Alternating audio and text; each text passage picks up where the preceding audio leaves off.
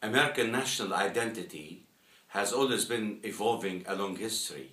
on the concept of a melting pot, which integrates the diversity of many ethnic,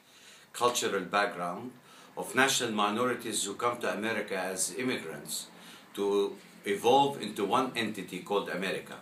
And Americanism today is reflected in the patriotism of the shared interest of all these immigrants who come into one entity in order to try to espouse the concepts of democracy, liberty, and freedom.